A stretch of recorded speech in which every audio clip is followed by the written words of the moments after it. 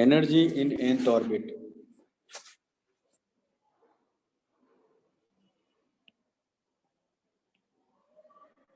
तो इस सर्कल में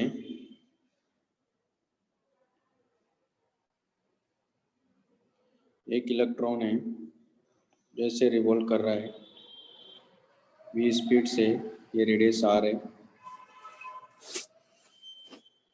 तो यहाँ क्या रखा है, लेकिन ये न्यूक्लियस है प्लस ZE।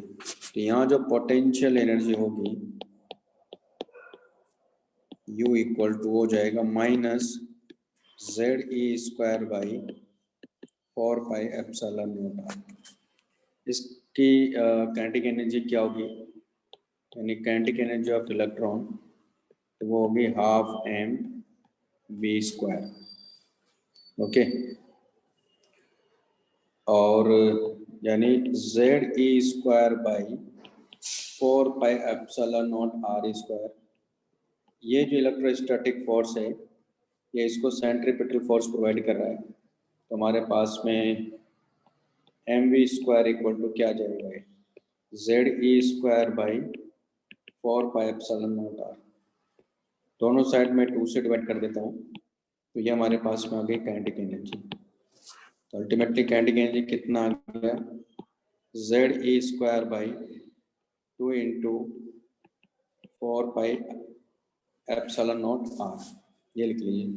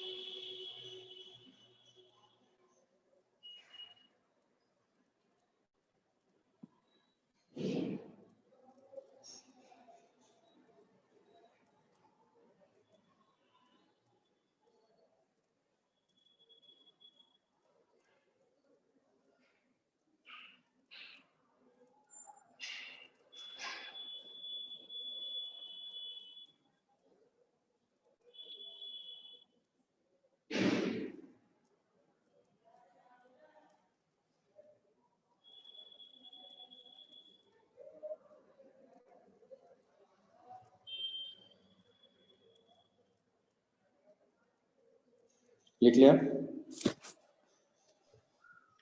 हाँ सर।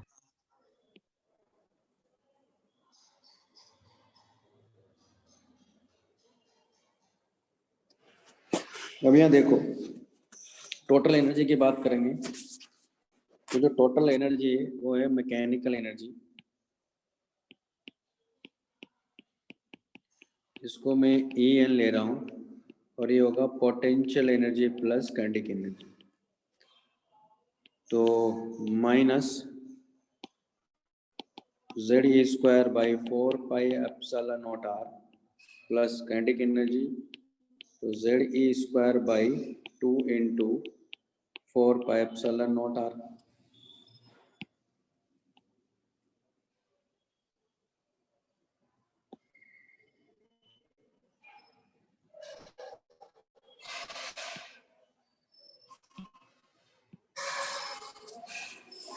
तो आप देख रहे हो कि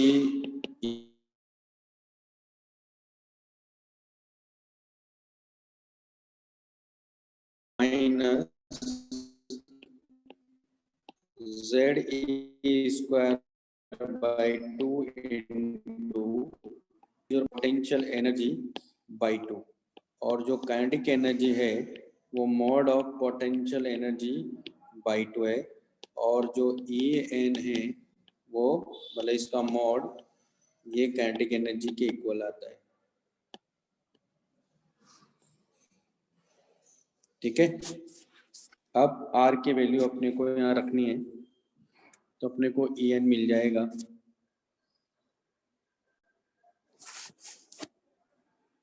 यहाँ R की वैल्यू इसमें पुट करेंगे हम लोग, है ना। तो हमें मालूम है कि ये लिख लिया ना सबने, हाँ सर। देखा तो लिख लिया।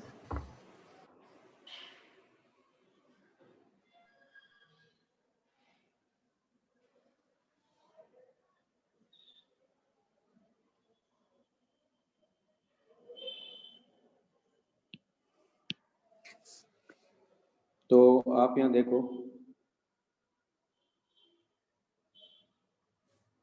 कि हमारे पास में जो आर एन है या जो आर है वो कितना मिलता है अपने को, वो मिला है epsilon naught H square by pi M E square Z. इस वैल्यू को इसमें रख देंगे तो हमारे पास E N equal to minus Z E square by 8 pi epsilon naught और 1 बाई आर, यानी pi M E square Z by epsilon naught, एक मिनट, यहाँ एन स्क्वायर भी है, epsilon naught call square N square, तो pi से तो pi cancel out हो गया और ई एन इक्वल टू मिल गया minus E to power 4 Z square by 8 epsilon naught call square H square into N square, यानी ये जो क्वांटिटी है इसको हम लोग लिखते हैं minus 13.6 electron volt Z square by N square, और ई एन इक्वल टू है minus 13.6 electron volt by N square Z square, where e to power 3 sorry e to power 4 by 8 epsilon not का whole square H square. अच्छा M भी तो है, तो electron के case में ये वैल्यू आती है 13.6 इलेक्ट्रॉन वोल्ट।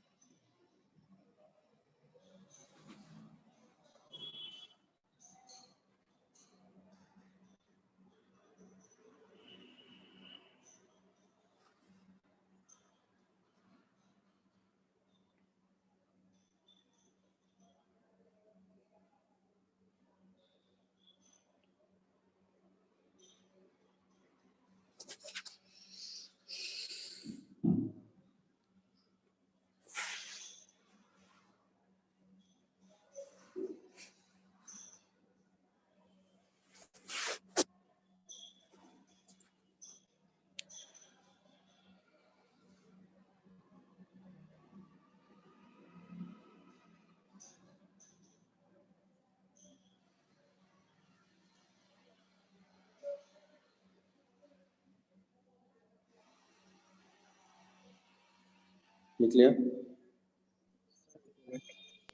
हाँ सर। हाँ सर। एक मिनट।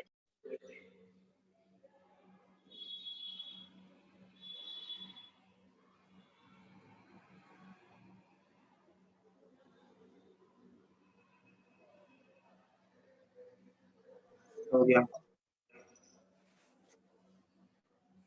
तो ये हमारे पास में एनर्जी आ गई है ना।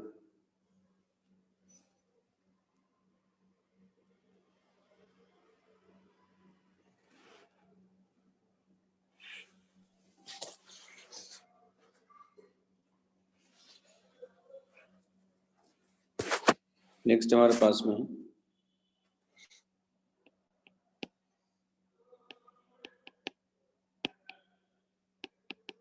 Emission spectrum.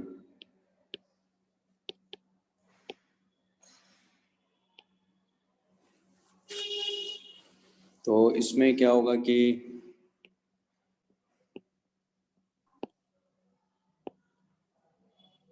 ये n इक्वल टू 1 है, ये n इक्वल टू 2 है, इस तरह से है ना। मान लो ये n2 है और ये n1 है, मान लो इलेक्ट्रॉन यहाँ से यहाँ गया, मान लो N2 से N1 में, तो हमारे पास कॉन्सेप्ट क्या था, ये थर्ड पोस्टुलेट था इसका, इक्वल टू एच न्यू, यानी अगर ये N2 से N1 में आ रहा है तो ये क्या करेगा, फोटोन एमिट करेगा एच न्यू एनर्जी का, यानी हमारे पास हो गया -13.6 electron volt Z square by N2 का whole square minus 13.6 electron volt by N1 का whole square Z square equal to H nu, यानी ये हो गया 13.6 electron volt Z square 1 by N1 का whole square minus 1 by N2 का whole square equal to H nu, है ना। और अगर हाइड्रोजन की बात करें तो Z की वैल्यू क्या हो जाएगी 1, ये तो जनरल कॉन्सेप्ट हो गया। इसी को हम लोग ये भी लिख सकते हैं एच सी बाई लेमड़ा, है ना, क्योंकि nu equal to C by lambda है, तो 13.6 electron volt Z square 1 by N1 का whole square minus 1 by N2 का होल स्क्वायर, ये है ना 13.6 है, तो 1 बाई लेमड़ा इक्वल टू हो गया 13.6 electron volt by H C into Z square 1 by N1 का whole square minus 1 by N2 का होल स्क्वायर, ठीक है। और ये क्वांटिटी हो गई R, यानी इसको लिख सकते हैं हम लोग R Z square 1 by N1 का whole square minus 1 by N2 का होल स्क्वायर, तो R इक्वल टू हमारे पास में है 13.6 electron volt by H C, और ये वैल्यू आती है 1.097 इंटू 10⁻⁷ मीटर इनवर्स, ये लिख लीजिए। जो इसको हम बोलते हैं रीडबर्ग कांस्टेंट।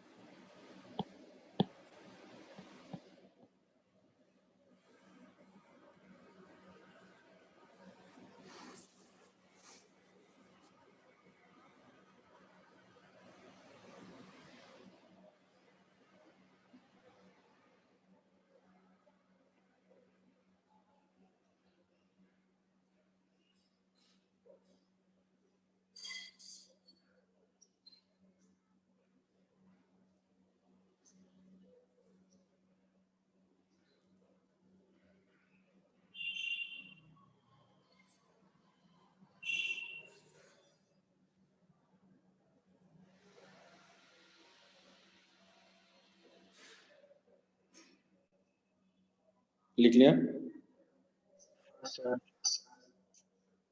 सर एक मिनट।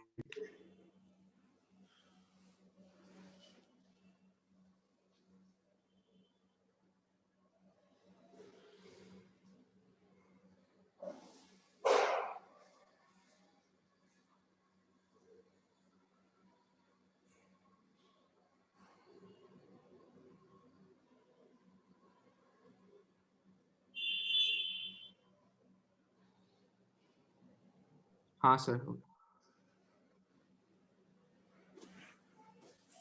तो ये हमारे पास आ गया। अब बात करते हैं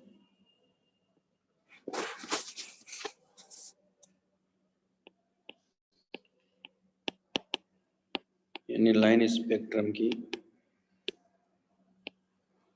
इसमें सबसे पहले हम बात करेंगे लाइमन सीरीज।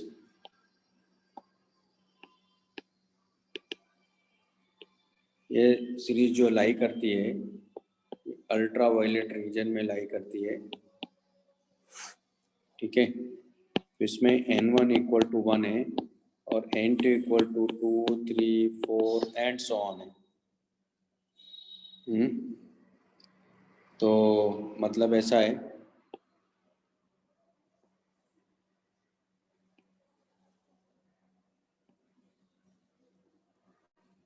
ये n1 equal to 1, n equal to 2, n equal to 3, n equal to 4, यानी यहाँ से यहाँ रह जा रही है, मतलब ये सॉरी इलेक्ट्रॉन जा रहा है और यहाँ से इलेक्ट्रॉन यहाँ आ रहा है और यहाँ से आ रहा है, उसी तरह आगे से भी आ रहा है ना, n टेंस टू इन्फिनिटी, यानी वहाँ से भी इलेक्ट्रॉन यहाँ आ रहा है, जो कि लाइमन सीरीज, और ये देखोगे आप अल्ट्रा वायलेट रीजन में लाई कर रही है। ओके,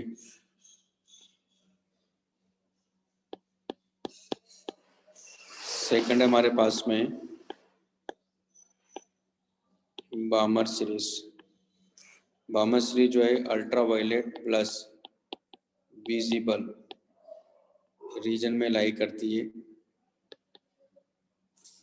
तो इसमें क्या होता है कि n1 इक्वल टू 2 और n2 equal to 3, 4, 5 and so on, यानी इसमें ऐसा होता है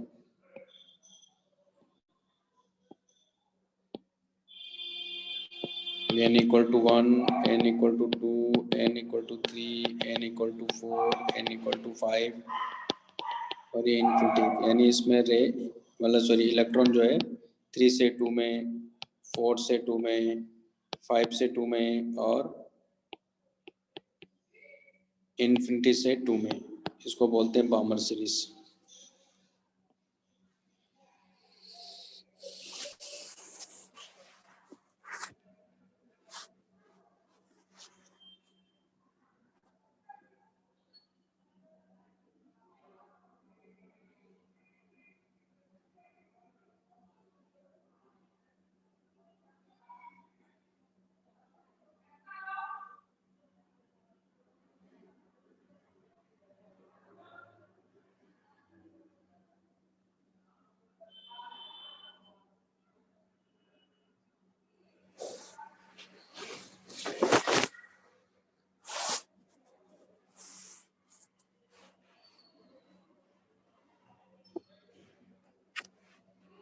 लिख लिया।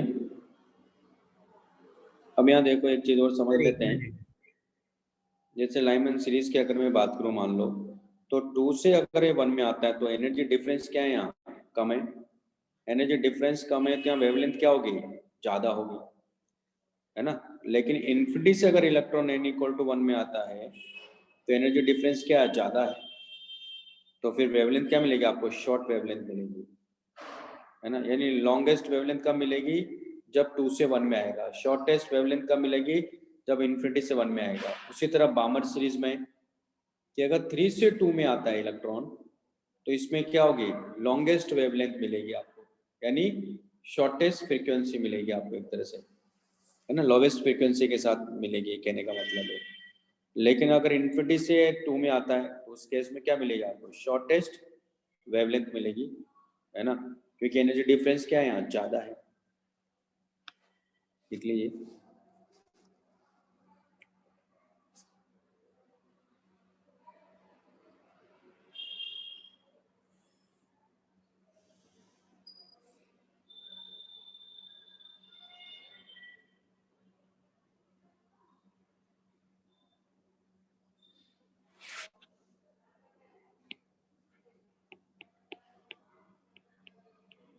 एक नोट भी लिख लेते हैं, the visible line with longest wavelength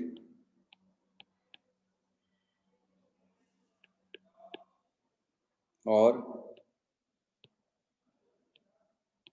lowest frequency is called H alpha line.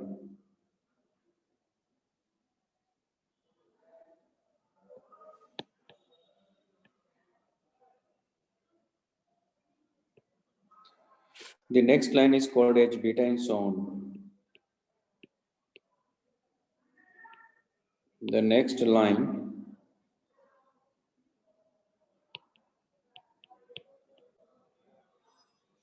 is called H beta and so on.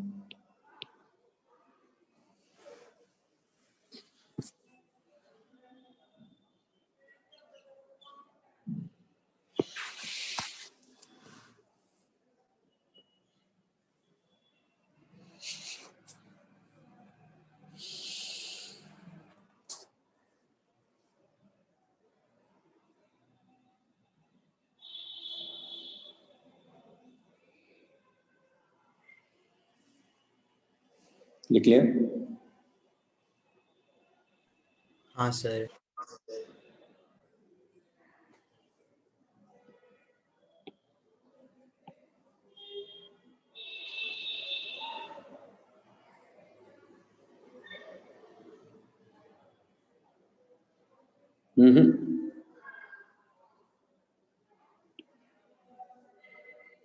ये केवल इसी के लिए बता रहा हूँ। किसके लिए? बामर सीरीज के लिए।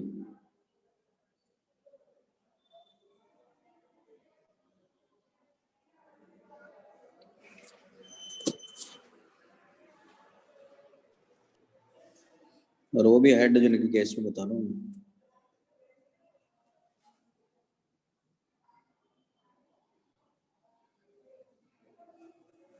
ये किसके केस में बताया मैंने? क्योंकि line spectrum of hydrogen atom बात कर रहे हैं हम लोग।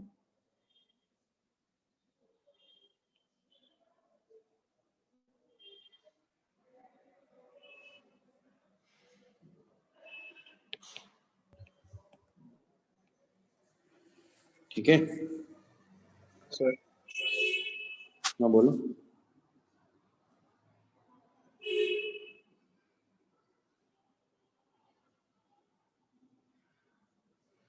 बोली।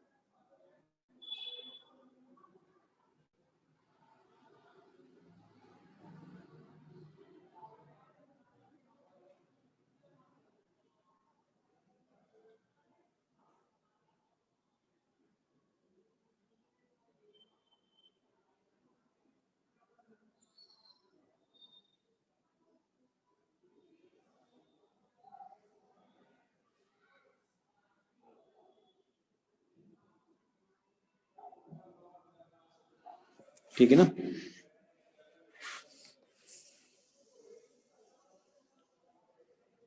हाँ सर। जैसे इसी में बामर सीरीज में जब 3 से 2 में जाएगा तो वो क्या है? विजिबल लाइन मिलेगी, विजिबल स्पेक्ट्रम में मिलेगी आपको। 3 से 2 में जब जाएगा, 4 से 2 में जाएगा तो एच बीटा लाइन है, वो भी विजिबल में ही है। जहाँ विजिबल उसकी बात कर रहे हैं हम लोग। ये कहने का मतलब है, क्योंकि डिफरेंस जब बढ़ता जाएगा तो उसके इसमें अल्ट्रावायलेट में चला जाएगा। ठीक है, ये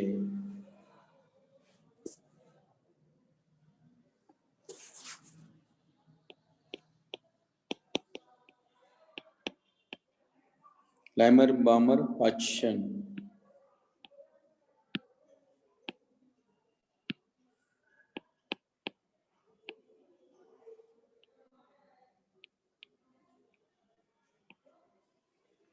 तो ये इंफ्रा में होती है, लेकिन इंफ्रारेड रीजन, इसमें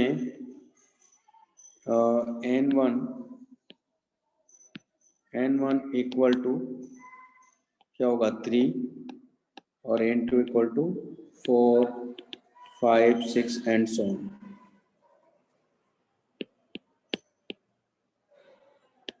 ब्रैकेट ये भी इन IR रीजन में होती है।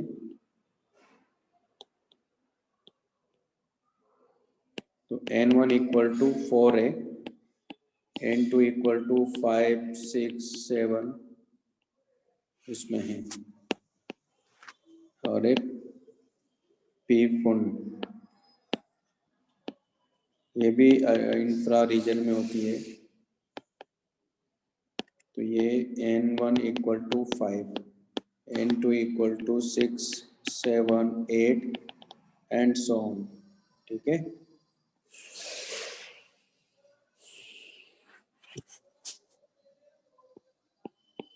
अब क्या है कि कुछ डेफिनेशन से पहले उनको पढ़ लेते हैं, फिर क्वेश्चंस करेंगे हम लोग।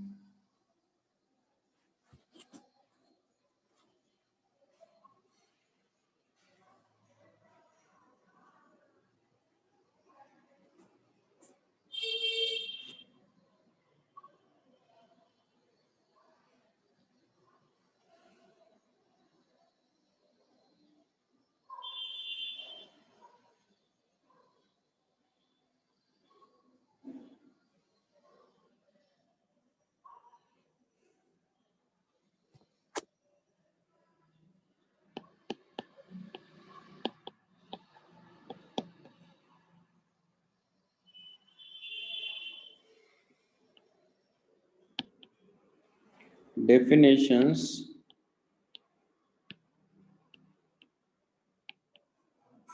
valid for single electron system.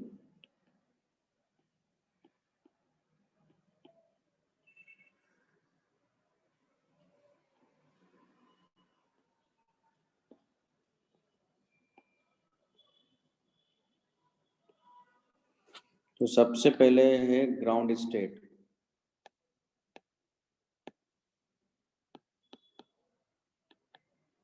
Ground state यानी n इक्वल टू 1, यानी लोवेस्ट एनर्जी लेवल जो होगा, है ना, उसको बोलते हैं ग्राउंड स्टेट, यानी lowest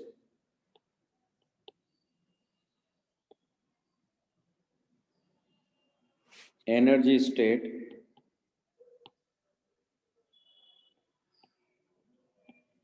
of any atom or ion is called ground state of the atom or ion. Ground state of an atom or ion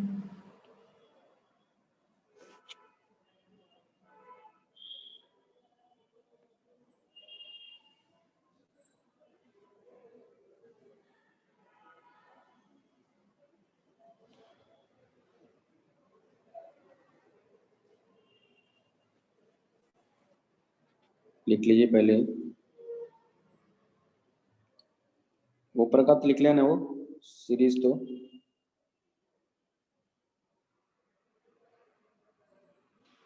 हाँ sir.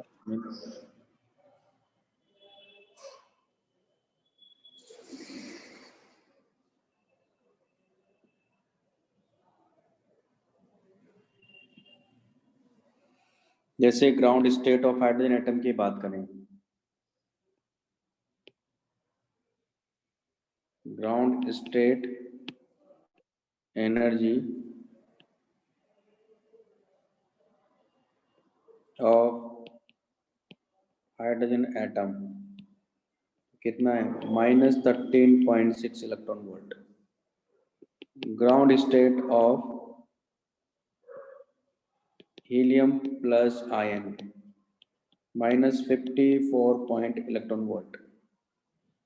Ground state of lithium doubly ionized lithium ion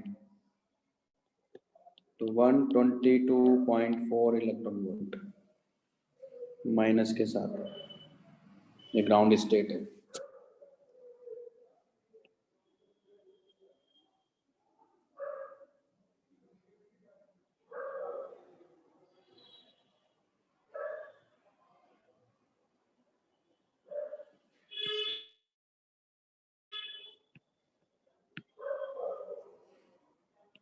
second है excited state.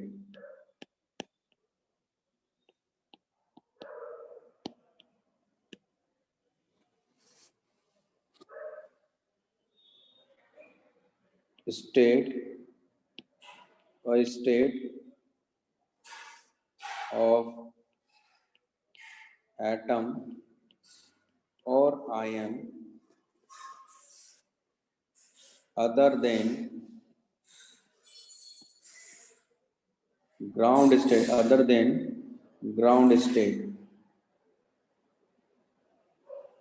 है ना, state of atom और ion other than ground state,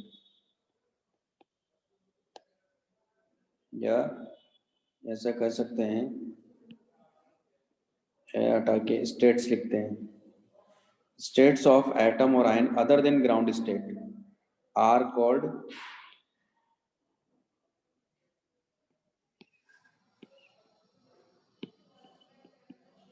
excited state.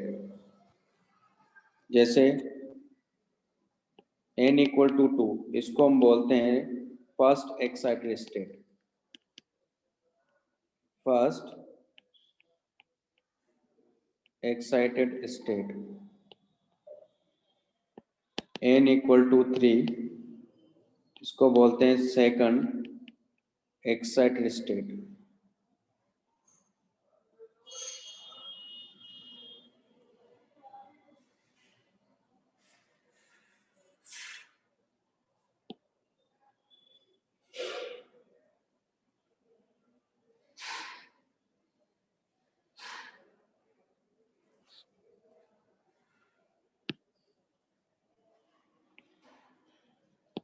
n equal to 4,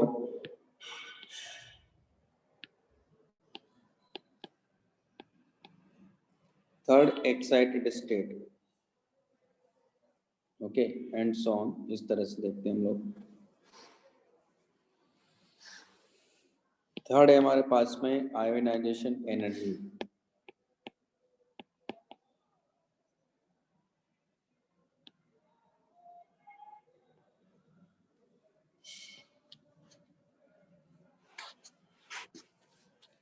तो ये क्या है, minimum energy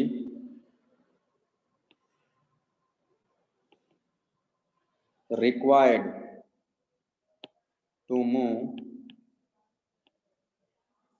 an electron from ground state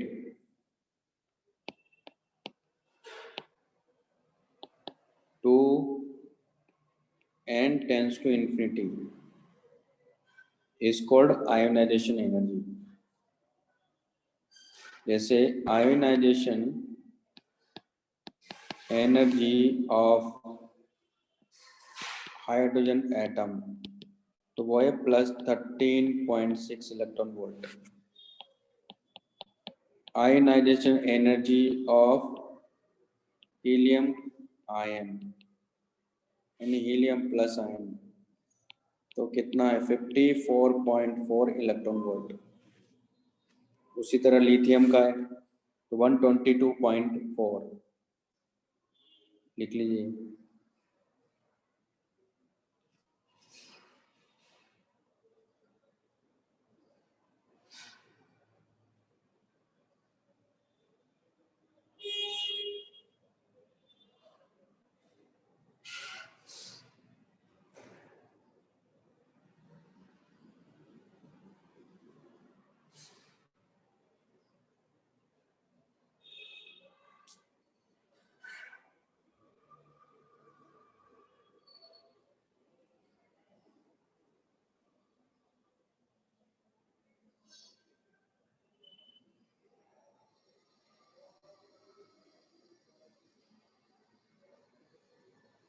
लिख लिया? हाँ सर। फोर्थ है ionization potential.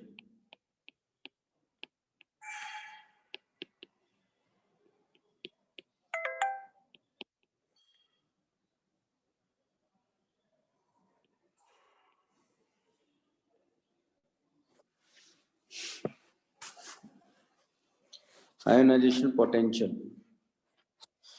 Potential difference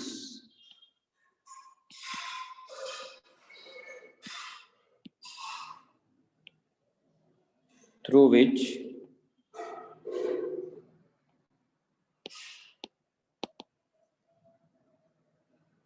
a free electron must be accelerated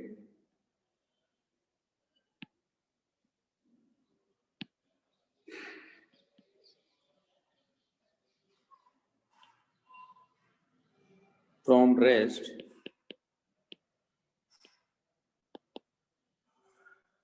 such that its kinetic energy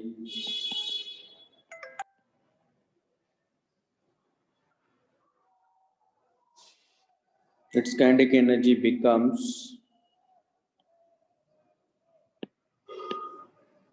equal to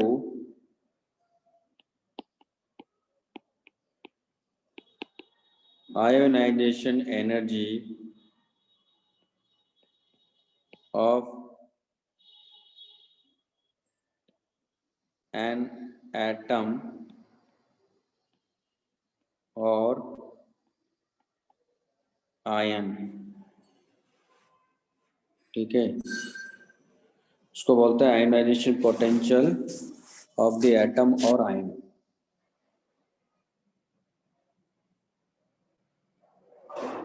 ठीक है, तो potential difference through which a free electron must be accelerated from rest such that its kinetic energy becomes equal to ionization energy of an atom or ion.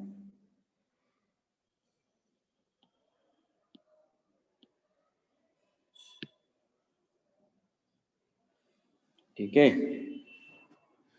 जैसे ionization potential of hydrogen atom कितना है, 13.6 volt है.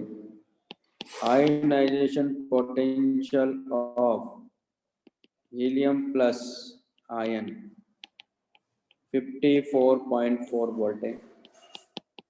Ionization potential of Li++ ion 122.4 volt है. Okay, लिख लो इसको.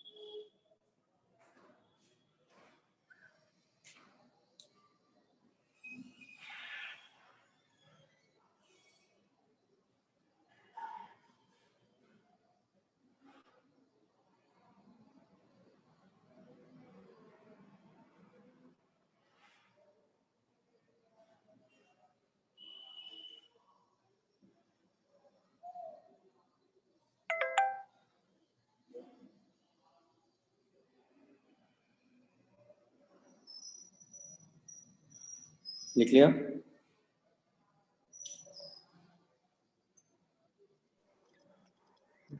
Yes.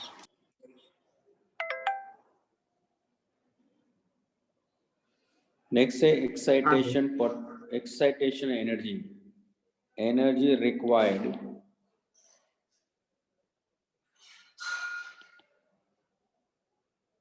To move an electron from ground state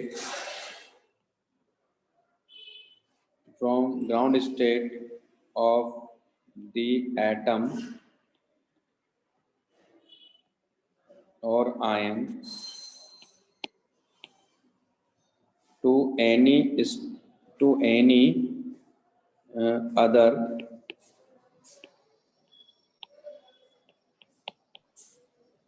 excited to any other excited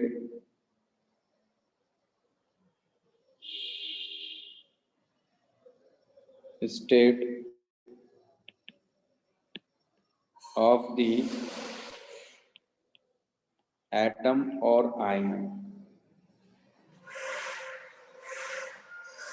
ठीक है. Energy required to move an electron from ground state of the atom or ion to any other excited state of the atom or ion. ठीक है.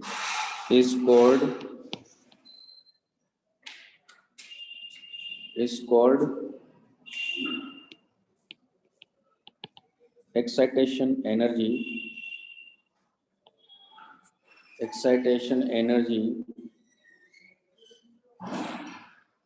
of that state. जैसे भी example लेता हूँ.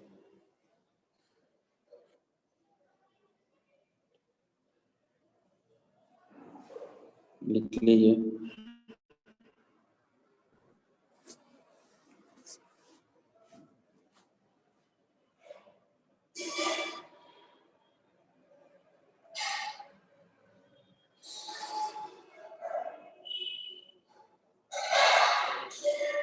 हो गया सर.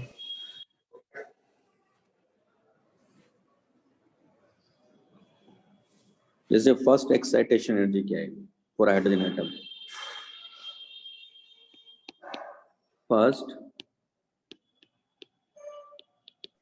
सर एक बार एक्साइटेशन एनर्जी. कैसे हाँ जी. तो एक्साइटेशन एनर्जी का डेफिनेशन है. Energy required to move an electron from ground state of the atom or ion to any other excited state of the atom or ion is called excitation energy of that state. लिख लो इसको. हाँ sir. Thank you. लिख लिया. हाँ sir हो गया.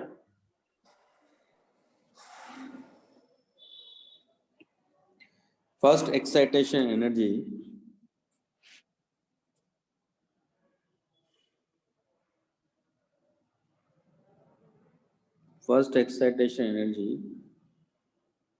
in hydrogen atom.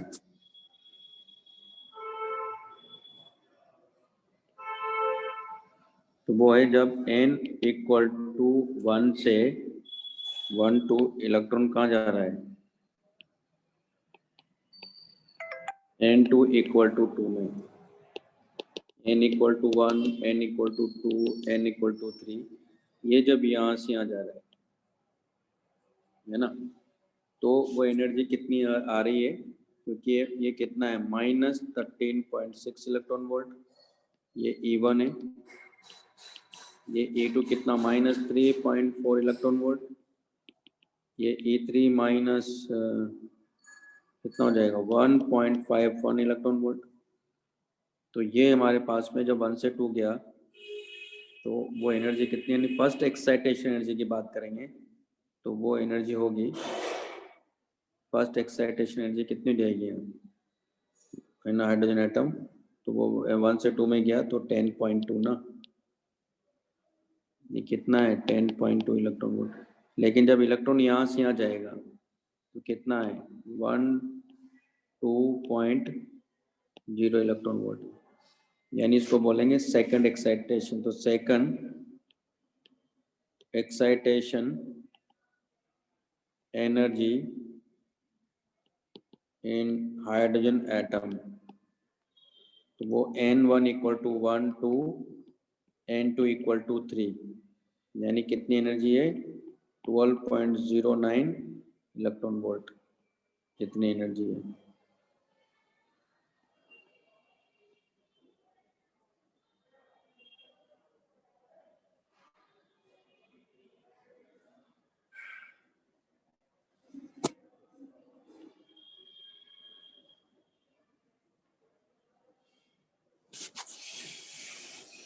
ठीक है.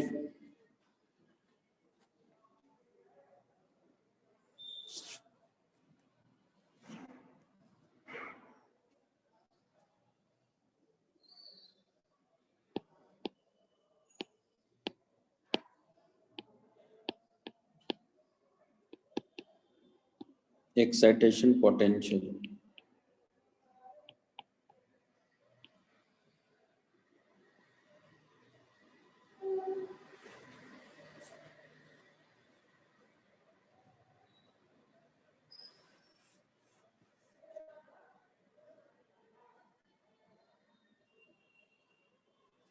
Potential difference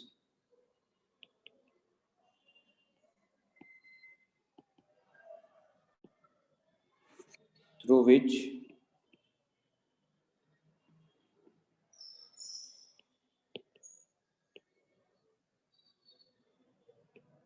an electron must be accelerated from rest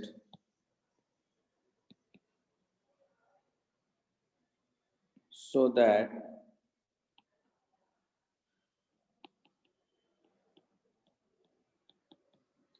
its kinetic energy becomes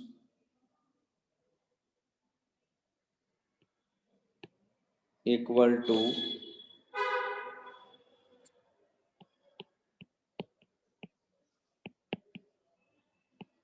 excitation energy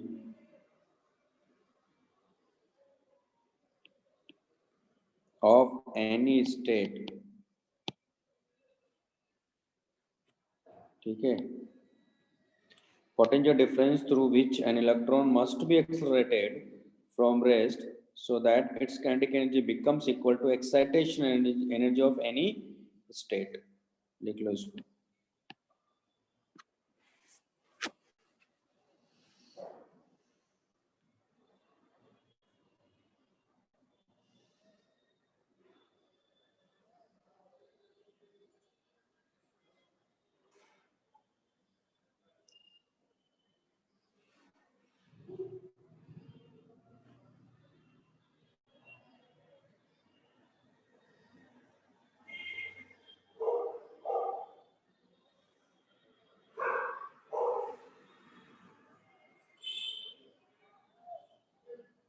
लिख लिया?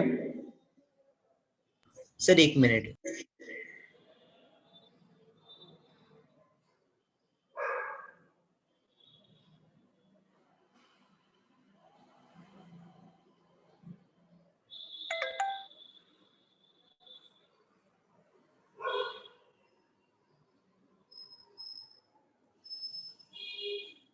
हाँ सर, लिख लिया.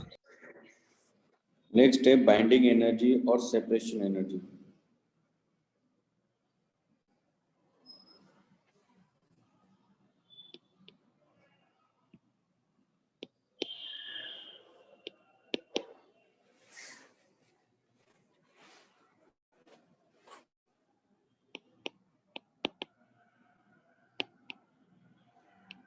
बाइंडिंग एनर्जी और separation energy.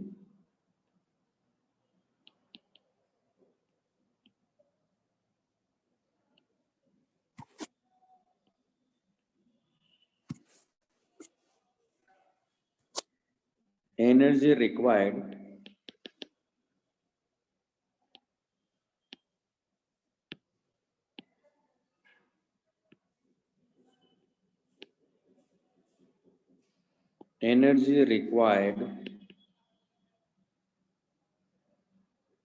to move an electron from any state to n tends to infinity. ठीक है, energy required to move an electron from any state to infinity, that is called binding energy, separation energy.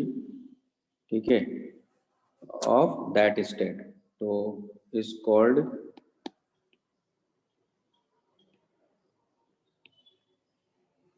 binding energy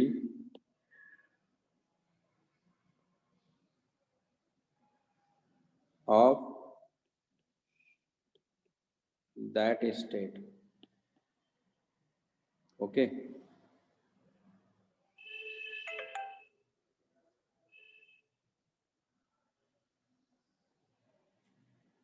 ठीक,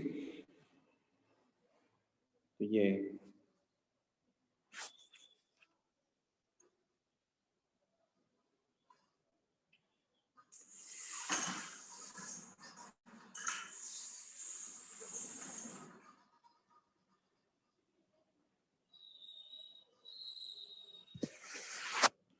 चलिए question करते हैं।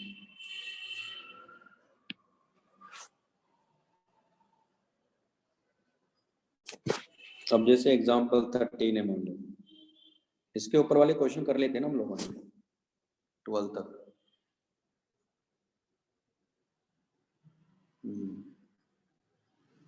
मैंने आपको वो तो पढ़ा दिया ना, क्या बोलते हैं, डी ब्रोई वेवलेंथ पढ़ा दिया था। हाँ सर। जैसे एग्जांपल 13 है, एग्जांपल 13 में first excitation potential of a hypothetical hydrogen like atom is 15 volt। अब देखो फर्स्ट एक्साइटेशन पोटेंशियल कोई हाइपोथेटिकल है, यानी ये n इक्वल टू 1 से n इक्वल टू 2, जब यहाँ से यहाँ गया, यानी इसका मतलब E2 माइनस E1 जो है वो 15 इंटू E है, फर्स्ट एक्साइटेशन पोटेंशियल कह रहा है। Then find third excitation potential, third मतलब n equal to 3 n equal to 4, यानी 1 से 4 में जब ये जाएगा तो हमें ये चाहिए, है ना। तो क्या करेंगे, हमारे पास में E2 क्या मतलब 13.6 electron volt by 4 into Z square plus 13.6 electron volt Z square by 1।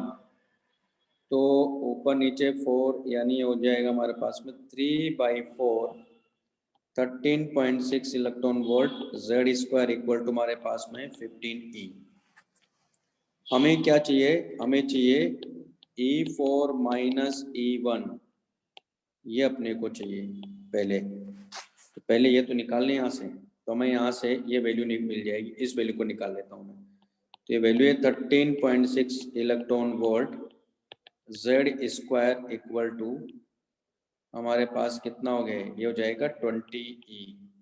तो इसके लिए भी ये निकालना है, तो क्या करेंगे यहाँ, यानी ये डेल्टा E निकाल लेते हैं।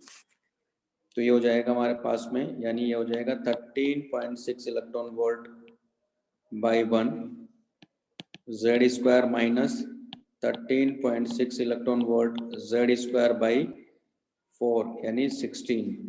तो कितना हो गया, यानी 15/16 into 13.6 electron volt Z square, ये वैल्यू अपने को दे रखी। तो 15/16 इंटू 20E, तो 4 से, यानी आ गया 75/4 इलेक्ट्रॉन वोल्ट। यानी इसका मतलब है थर्ड एक्साइटेशन पोटेंशियल क्या हो गया, तो देयरफॉर थर्ड एक्साइटेशन पोटेंशियल तो आ गया 75/4 वोल्ट आ गया। लिख लीजिए इसको, ऐसे करेंगे।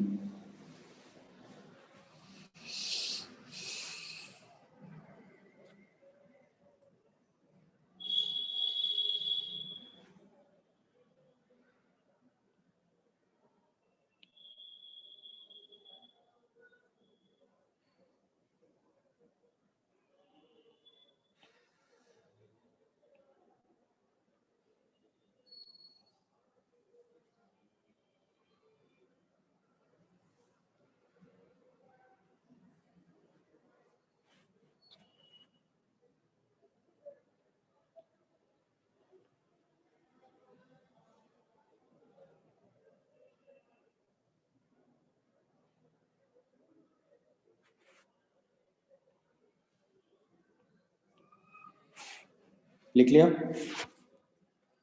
एक मिनट।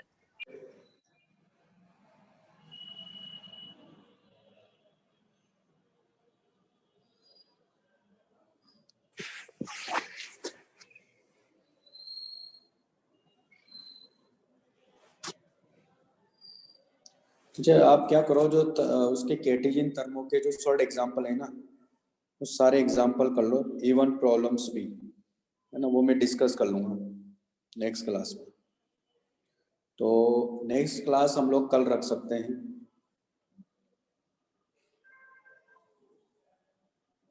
बोलो, रख सकते हैं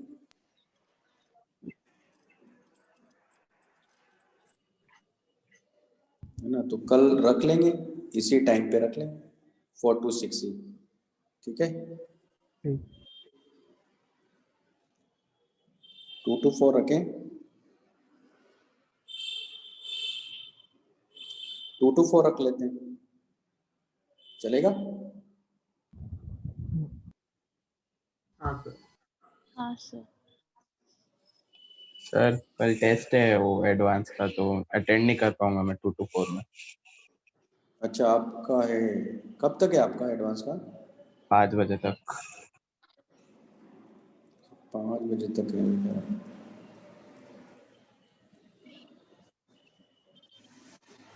आपका न्यूक्लियर फिजिक्स तो हो गया ना?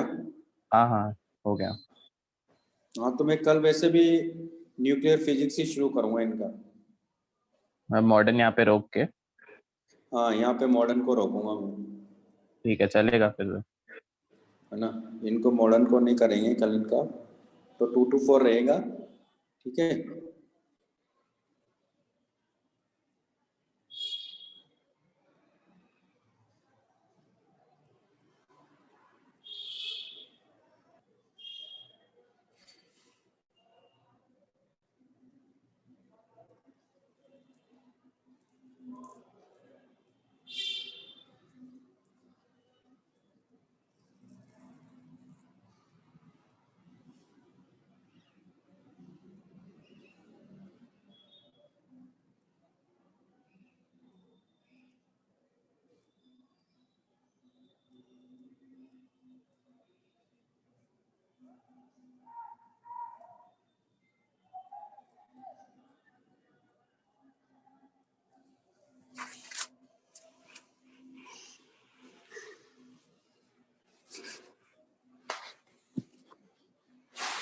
लिख लिया? हाँ सर।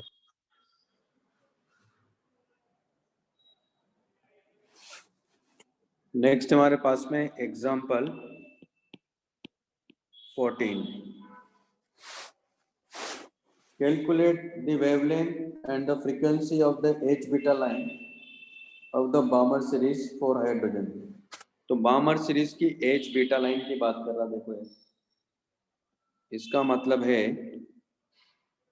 ये n equal to 1, n equal to 2,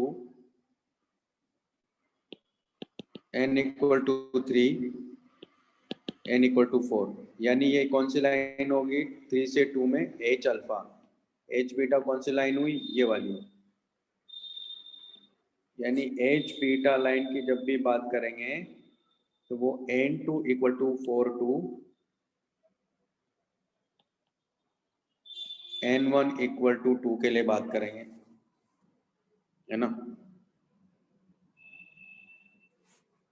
n2 equal to 4 to n1 equal to 2 के लिए बात करेंगे, तो क्या हो जाएगा ये? यानी hc by लैम्बडा, ये पूछ रहा है, तो फ्रीक्वेंसी भी पूछ रहा है, वेवलेंथ भी पूछ रहा है, यानी h न्यू, तो 13.6 इलेक्ट्रॉन वोल्ट और हाइड्रोजन के लिए बात कर रहा है, तो 1 का होल स्क्वायर, तो 1/4 माइनस 1/16, तो hc by lambda equal to h nu, तो 13.6 इलेक्ट्रॉन वोल्ट और ये ऊपर नीचे 4, तो 3/16। सॉल्व कर लीजिए, सॉल्व करेंगे तो हमारे पास में यहाँ इन दोनों को अगर यूज करते हैं तो न्यू की वैल्यू आ जाएगी 6.12 इंटू 10 टू पावर 14 हर्ट्स, और फिर इसी को हम लोग लिखेंगे c बाई लैम्बडा, तो लैम्बडा की वैल्यू अपने को मिलेगी 4900 एंगस्ट्रॉम, यही आंसर से, ठीक है ना? तो ऐसे करेंगे।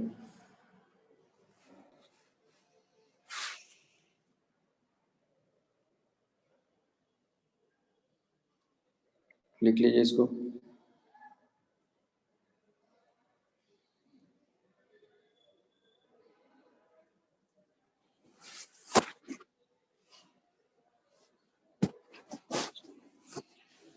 नहीं तो एक काम कर सकते हो ना रुद्र, आप क्या सर?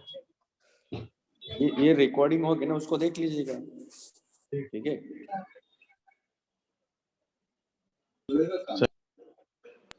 कुछ बोलिए। डाउट वगैरह आएंगे तो फिर आप पूछ लेना मेरे से। ठीक है, ये भी चलेगा सर। हाँ? चलेगा ना? हाँ सर।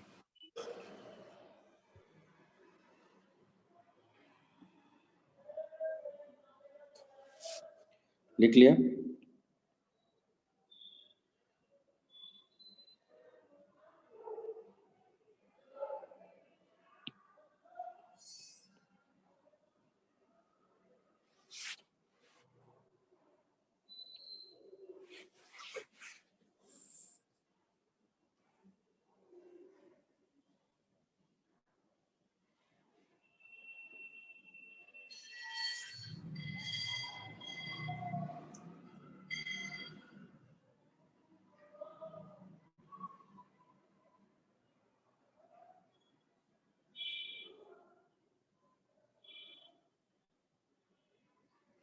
ये लिख लिया सबने?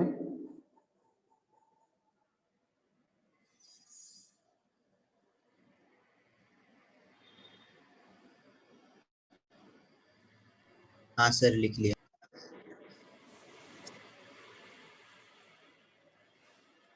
अब जैसे एग्जांपल 15 है, find the largest and shortest wavelength in the Lyman series for hydrogen. तो देखो हाइड्रोजन के लिए बात कर रहा है, लाइमन सीरीज के लिए। तो ये n इक्वल टू 1 है, ये n इक्वल टू 2, ये n इक्वल टू 3, ये n इक्वल टू 4, फिर ये ऐसे आगे, और ये मान लेते हैं n टेंस टू इंफिनिटी।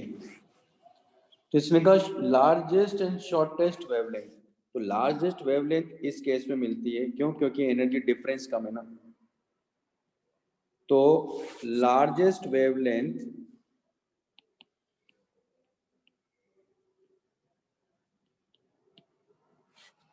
वो होगी n2 से, मतलब n2 equal to 2 to n1 equal to 1 में जब इलेक्ट्रॉन आएगा, क्योंकि एनर्जी डिफरेंस कम है। ठीक है, तो पहले इसी की बात कर लेते चलो।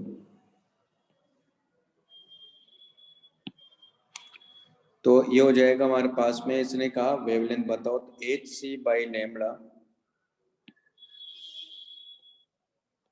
इक्वल टू 13.6 इलेक्ट्रॉन वोल्ट 1 का होल स्क्वायर। ठीक है, और ये 1/1 माइनस 1/4 हो जाएगा। तो hc by lambda equal to ये हो गया 3/4 13.6 इलेक्ट्रॉन वोल्ट।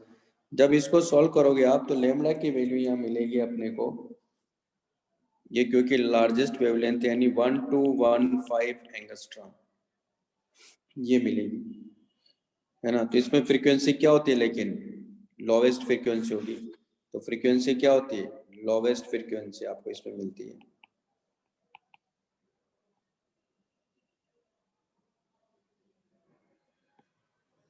क्या मिलेगी, लोवेस्ट फ्रीक्वेंसी मिलेगी। शॉर्टेस्ट वेवलेंथ की बात करते हैं।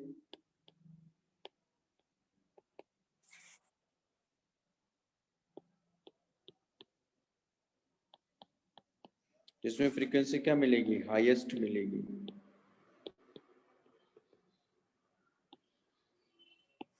तो जब n2 tends to infinity to n1 equal to 1 के लिए बात करेंगे, यानी hc by lambda equal to 13.6 electron volt 1 का होल स्क्वायर 1/1 माइनस 1/इंफिनिटी। जब आप इसमें सॉल्व करोगे तो लैम्बडा की वैल्यू मिलेगी आपको 911 एंगस्ट्रॉम। तो आप देखो कि किस रेंज में आ रही है। ये आ रही है अल्ट्रावायलेट में। इसका मतलब जब यही दो ही अल्ट्रावायलेट में है तो बाकी सारी भी अल्ट्रावायलेट में आएगी। इसलिए ये जो सीरीज होती है किस में होती है, अल्ट्रावायलेट रीजन में लाई करती है। ओके, लिख लीजिए इसको।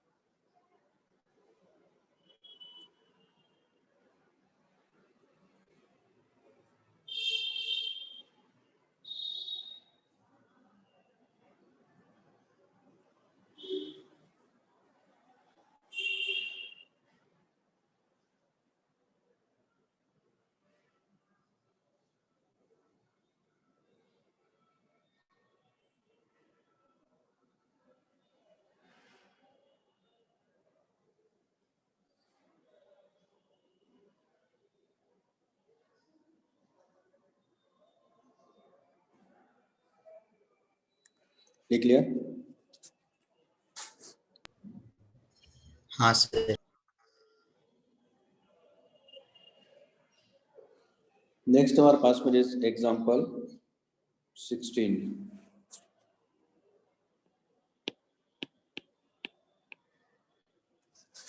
इसमें दो केस देखेंगे हम लोग, और यहाँ जो बात कर रहे हैं ना हम लोग, ये सैंपल के लिए ही बात कर रहे हैं, ये ध्यान रखना है। क्वेश्चन क्या कह रहा है, how many different wavelengths may be observed in the spectrum from a hydrogen sample if the atoms are excited to states with principal quantum number n।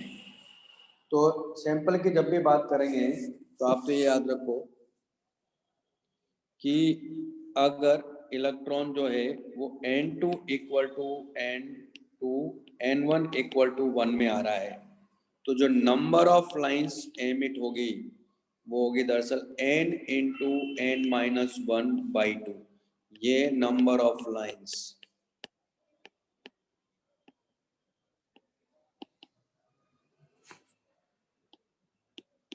in emission spectrum।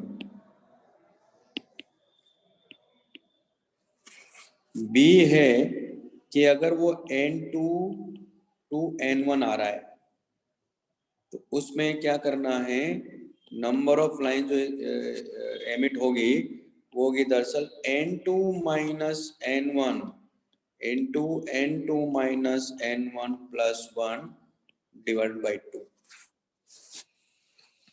ये तो क्लियर कर दिया मैंने 1 में जब आएगा, यानी इसका मतलब क्या हुआ कि मान लो 6 से 3 में आया तो कितनी लाइन एमिट हो रही है, उसके लिए फॉर्मूला है। क्लियर है? ये दोनों फॉर्मूले याद रखिए, लेकिन ये कब एप्लीकेबल है, एक एटम के लिए वैलिड नहीं है, या दो एटम के लिए भी नहीं, पूरा एक सैंपल होना चाहिए जिसमें ढेर सारे यानी कई सारे इलेक्ट्रॉन कई सारे एटम्स या आयंस होने चाहिए। तो ये हो जाएगी number of lines in emission spectrum. Okay, तो ये याद रखिएगा। जैसे एग्जांपल के तौर पे बताता हूं मैं आपको,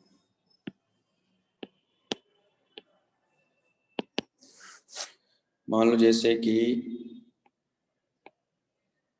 ये n equal to 1, n equal to 2, n equal to 3, n equal to 4। यहाँ से यहाँ भी इलेक्ट्रॉन आ सकता है, मान लो ये यहाँ से आ रहा है, यहाँ से यहाँ भी आ सकता है और यहाँ से यहाँ भी आ सकता है, या ये यहाँ से यहाँ भी आ सकता है, या ये यहाँ से यहाँ तो आ ही गया है, अब ये यहाँ से डायरेक्ट आ जाए, ये यहाँ तक आ गया है ना, तो यहाँ आ जाए। देखो कितनी लाइंस हो रही हैं, ये लाइंस मिलनी चाहिए आपको 6, तो 1 2 3 4 5 6 लाइन से देखो आप, डिफरेंट लाइंस की बात करें तो टोटल लाइंस कितनी मिलेगी आपको? 6 मिलेगी। फॉर्मूला लगाओ, तो ये 1 में आ रहा है तो 4 इंटू 4-1/2 कितना आ गया 6। तो 6 लाइंस मिलेगी, डिफरेंट 6 लाइंस। लेकिन ये क्या होना चाहिए, सैंपल की बात करेंगे तब। अगर ए के एटम की बात करें तो कितनी हो सकती है, मैक्सिमम कितनी लाइंस हो सकती है, 3 लाइंस हो सकती है सिर्फ ए के एटम की बात करेंगे तो। और मिनिमम कितनी हो सकती है, 1 हो सकती है, यानी डायरेक्ट 4 से 1 में आ जाए, है ना। या अगर 4 से 3, फिर 3 से 2 में आए, है ना, फिर 2 से फिर 1 में आए, तो मैक्सिमम 3 लाइन हो सकती है अगर ए के एटम की बात करेंगे। और मिनिमम 1 लाइन एमिट कर सकता है, यानी डायरेक्ट 4 से 1 में आ जाए, ठीक है। लेकिन यहाँ सैंपल की बात करेंगे तो 6 लाइंस हो गई, लिख लीजिए।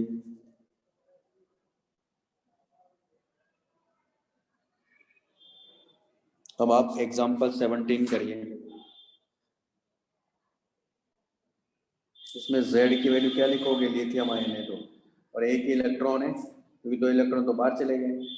इसका मतलब इसमें क्या लिखोगे, Z की वैल्यू 3 रखोगे। सॉल्व करो इसको।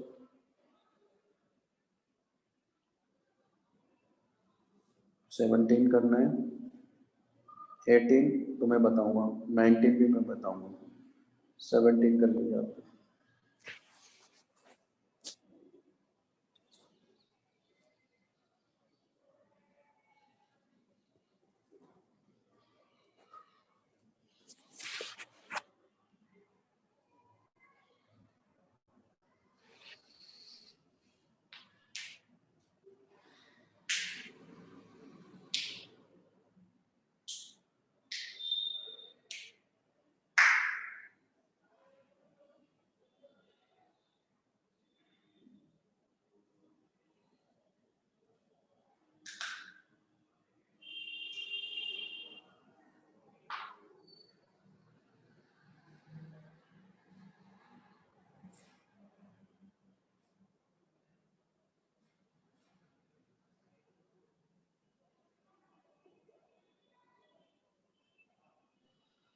तो इसमें सारे डिफरेंट लाइंस की बात करेंगे ना सैंपल में। हाँ, सारे डिफरेंट लाइंस की बात करें। हमने उसमें इसलिए नहीं बनाया ना क्योंकि मतलब लास्ट वाले में कि N4 से N2 आ चुका है, क्योंकि हम पहले बना चुके हैं उसको। हाँ, क्योंकि वो रिपीट करेगा ना, सेम उसी स्पेक्ट्रम में चला जाएगा ना। तो फर्स्ट वाले में और लास्ट वाले में और N2 से N1 वाला तो सेम ही है ना, मतलब जो लाइन हाँ बनाई है हाँ हमने। हाँ हाँ, लास्ट वाला, यानी इसमें गड़बड़ क्या, मैंने इसका मतलब ये एक तो रिपीट हो गया ना। N4 से हाँ, N2 नहीं बनाया। हाँ, ये रिपीट हो गया, ये बनाने की जरूरत नहीं थी मुझे। नहीं, अब इसमें यानी इसमें लाइन होनी चाहिए ये वाली, ये, N4 से N2, हाँ। हाँ, N4 से N2 वाली, क्योंकि वो तो आई चुकी है ना पहले लाइन, तो 4 से 1 में, तो सॉरी 2 से 1 में तो आई चुकी है। तो जब ये 4 से अगर 2 में आया तो फिर ये वाली रिपीट होगी ना, तो फिर ठीक है ना। ये क्योंकि जब हाँ ये सर। 4 से 2 में आ चुका है तो फिर ये हो सकता है ना फिर तो वापस से। मैक्स मैंने डिफरेंट 6 लाइंस हुई हैं इसके, ठीक है।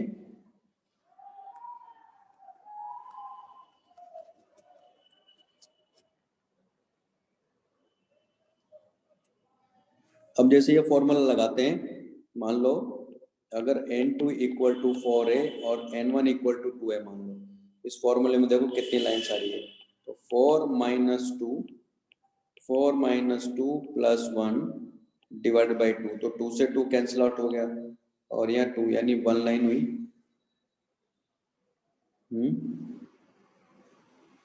सॉरी 3 हुई ना, 3 लाइन हुई ना, 3 लाइन हुई। देखो कैसे, एक तो ये हो गई ना, देखिएगा आप, ये वाली, और ये हो गई, और एक डायरेक्ट हो गई ना ये, तो 3 लाइन एमिट हो रही ना। आया लॉजिक समझ में। अगर ये ऐसा कहता है कि 4 से 2 में कितनी लाइन्स आ रही, तो 3 आ रही है। ओके,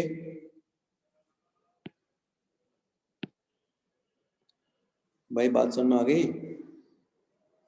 हाँ सर।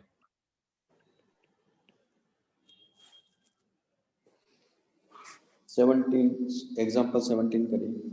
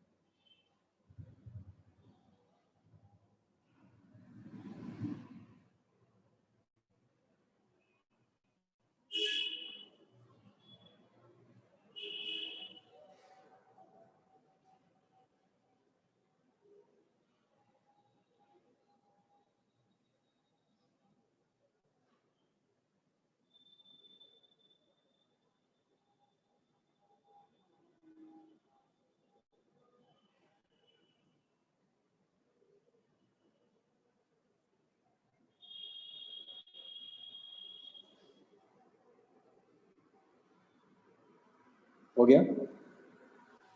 हाँ सर। हाँ सर। एग्जाम्पल 17 हो गया ना? हाँ सर। बताना है क्या बाकी लोग?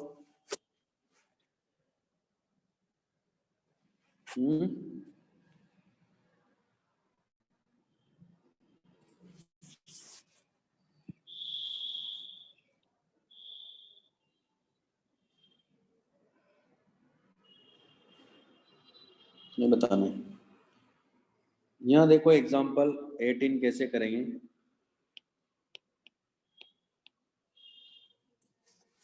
Find the kinetic energy, potential energy and total energy in first and second orbit of hydrogen atom if potential energy in first orbit is taken to be zero। देखो जब हम लोग इन्फिनिटी पर पोटेंशियल एनर्जी लेते हैं zero, infinity पर potential zero लेते हैं तो उसके लिए तो दो चार्ज पार्टिकल के बीच में इंटरेक्शन एनर्जी क्या लिखते हैं हम लोग? Q1 Q2 by 4 pi epsilon naught R। हमने उसी कॉन्सेप्ट पर हमने हाइड्रोजन एटम की एनर्जी भी निकाली तो उसका तो हमें मालूम है ना, यानी ये 1 और ये 2 है ना, 1 और 2 का पूछ रहा है तो n इक्वल टू 1 और n इक्वल टू 2 पर ये तो हम देख चुके हैं। तो यहाँ E1 कितना था? -13.6 इलेक्ट्रॉन वोल्ट आता है और काइनेटिक एनर्जी क्या थी? इसका मोड आता है यानी 13.6 इलेक्ट्रॉन वोल्ट आता है और पोटेंशियल एनर्जी क्या होगी? इसकी डबल होगी, किसकी? E1 की, है ना? ये याद आ रहा हो तो अगर आपको कितना हो जाएगा? -27.6 इलेक्ट्रॉन वोल्ट है ना। उसी तरह अगर आप E2 के इसका E2 देखो, E2 -3.4 इलेक्ट्रॉन वोल्ट है, इसका काइनेटिक एनर्जी क्या हो जाएगा? वो +3.4 इलेक्ट्रॉन वोल्ट हो जाएगा और पोटेंशियल एनर्जी इसका डबल यानी कितना हो जाएगा? -6.8 इलेक्ट्रॉन वोल्ट। लेकिन ये कह रहा है कि जब इसी n इक्वल टू 1 में ही पोटेंशियल एनर्जी जीरो है, n इक्वल टू 1 में, तो n इक्वल टू 1 में पोटेंशियल एनर्जी जीरो होने का मतलब क्या हुआ? क्योंकि पोटेंशियल एनर्जी जीरो मान लिया, मान लो रेफरेंस यहाँ जीरो मान लिया, तो जो डिफरेंस है वो थोड़ी चेंज होगा। n2 और n1 के बीच में जो डिफरेंस है ना, इसका मतलब हुआ कि सब जगह हम लोग क्या करेंगे? यहाँ जीरो मानने का मतलब है सब जगह 27.6 को ऐड कर देंगे। मतलब ये हुआ कि काइनेटिक एनर्जी कभी चेंज नहीं करेगी, ये ध्यान रखना है। ये n1 इक्वल टू 1 और 2 है तो काइनेटिक एनर्जी 1 तो यही बनी रहेगी, कितनी? 13.6 इलेक्ट्रॉन वोल्ट। लेकिन पोटेंशियल एनर्जी क्या हो जा रही है इसकी? जीरो। जीरो कब हो रही है? यानी हर पॉइंट में हर जगह क्या करेंगे? 27.6 ऐड कर दो तो जीरो आ गया। जीरो आ गया तो जो एनर्जी है E1 वो क्या होती है? Kinetic energy 1 plus potential energy 1, जो कि अल्टीमेटली कितनी आ गई इस केस में? तो 13.6 इलेक्ट्रॉन वोल्ट आ गई। लेकिन अगर इसकी बात करें तो यहाँ की काइनेटिक एनर्जी भी चेंज नहीं करेगी, वो तो 3.4 इलेक्ट्रॉन वोल्ट ही रहेगी। तो इसमें भी तो ऐड करेंगे पोटेंशियल एनर्जी में, यानी इसकी पोटेंशियल एनर्जी क्या हो जाएगी? -6.8 प्लस कितना ऐड करेंगे? 27.6। इसको ऐड करेंगे तो कितना आ रहा है? ये आ जाएगा हमारे पास में 20.4 इलेक्ट्रॉन वोल्ट। ये हमारे पास में पोटेंशियल है। लेकिन इसकी एनर्जी कितनी हो जाएगी? E2 टोटल, दोनों का ऐड करेंगे 3.4 और ये, तो ये आ जाएगा दरअसल 23.8 इलेक्ट्रॉन वोल्ट। ये आंसर होना चाहिए। ठीक है, जब हमने किसमें n इक्वल टू 1 में पोटेंशियल एनर्जी को जीरो माना तो सब में वो ऐड हो जाएगी। ये कॉन्सेप्ट है, इसमें लिख लो इसको।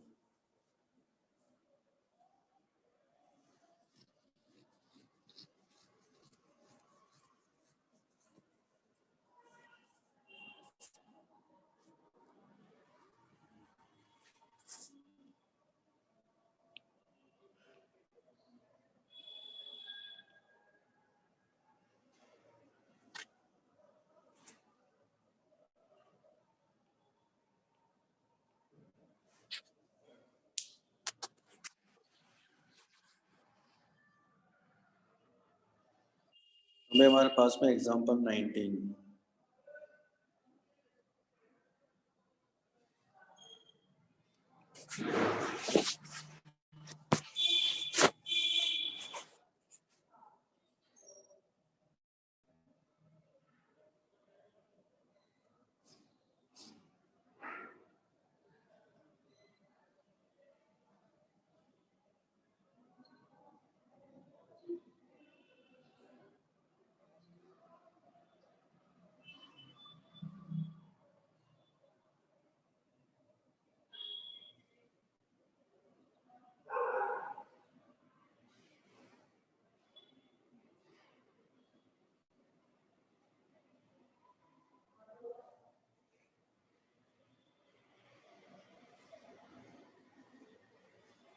लिख लिया?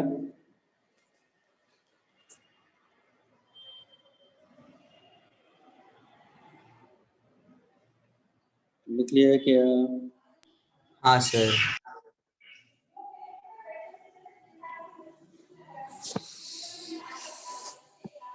नेक्स्ट हमारे पास में एग्जांपल 19।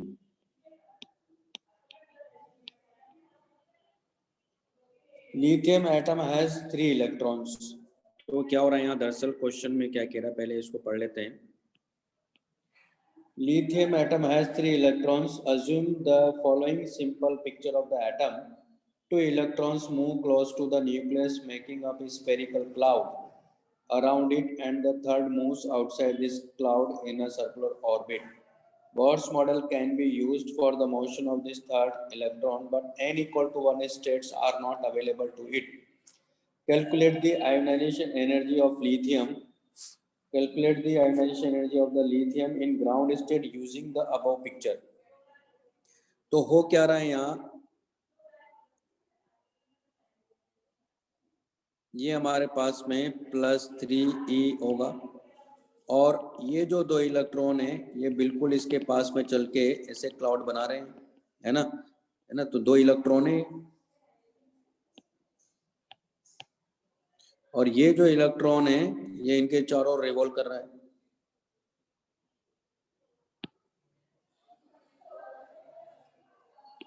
किसी r रेडियस में, तो ये एक ही इलेक्ट्रॉन है। तो आप देखो कि अगर गॉस लॉ के कॉन्सेप्ट से हम लोग चलते हैं, क्योंकि इसमें कॉन्सेप्ट वही लगाना है, तो अगर उस कॉन्सेप्ट से आप चलते हो तो चार्ज एनक्लोज कितना है अंदर, तो जो चार्ज एनक्लोज्ड है, चार्ज एनक्लोज है +3e - 2e = +e, यानी आप इसको यानी z डैश की वैल्यू क्या होगी इस केस में 1 हो गई। तो अगर 1 हो गई तो हमारे पास में यहाँ en की वैल्यू जो है वो आ जाएगा हमारे पास में -13.6 इलेक्ट्रॉन वोल्ट और z डैश का whole square by n square, यानी अल्टीमेटली हो जाएगा En = -13.6 electron volt by n square. अब ये कह रहा है कि n = 1 एग्जिस्ट नहीं करता है, तो यानी E2 क्या हो गया, इसका ग्राउंड स्टेट हो गया। तो -13.6/4 इलेक्ट्रॉन वोल्ट, तो -3.4 इलेक्ट्रॉन वोल्ट, ये क्या हो गई, ग्राउंड स्टेट एनर्जी हो गई, ग्राउंड स्टेट एनर्जी। ठीक है, 3.4, यानी इसकी आयोनाइजेशन एनर्जी क्या हो गई, क्योंकि इतनी एनर्जी सप्लाई करनी है तो यही इसकी भी क्या हो जाएगी, आयोनाइजेशन एनर्जी हो जाएगी 3.4 इलेक्ट्रॉन वोल्ट। इतनी एनर्जी आपको सप्लाई करनी पड़ेगी अगर इस इलेक्ट्रॉन को बाहर निकालना है तो ये कॉन्सेप्ट है इसके अंदर, है ना। तो वो उसने कहा क्लाउड बना रहे हैं, यानी इसका मतलब है कि वो सब एक तरह से एक साथ ही हो गए, तो अपने को यानी चार्ज का जो डिस्ट्रीब्यूशन अंदर की साइड वो यूनिफॉर्म है एक तरह से। ठीक है, तो टोटल एनक्लोज चार्ज कितना हो गया, +e रह गया वहाँ। ये कॉन्सेप्ट के साथ इस क्वेश्चन को करना, लिख लीजिए।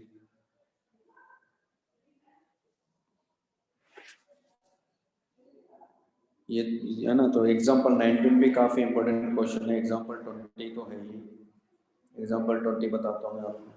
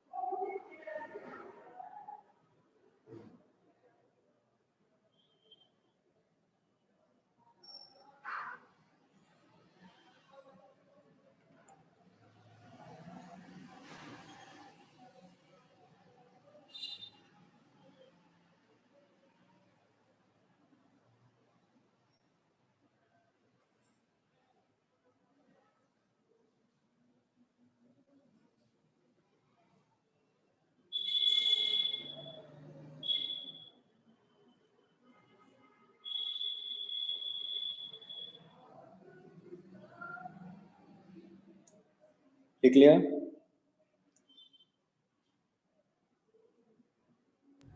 हाँ सर।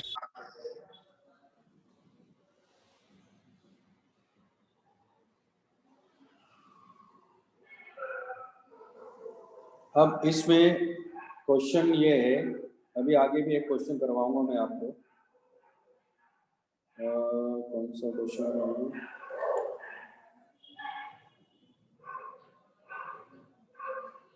इसमें जैसे कि हाँ 24 एग्जाम्पल, जैसे एग्जाम्पल 24 है। इसमें क्या कह रहा क्वेश्चन नंबर 20 में, देखो ये जो इसमें बाकी तो कोई दिक्कत नहीं, ई ऑप्शन की बात करो पहले, मान लो मैं पहले समझाता हूँ फिर करवाऊंगा। तो ई ऑप्शन की अगर हम बात करें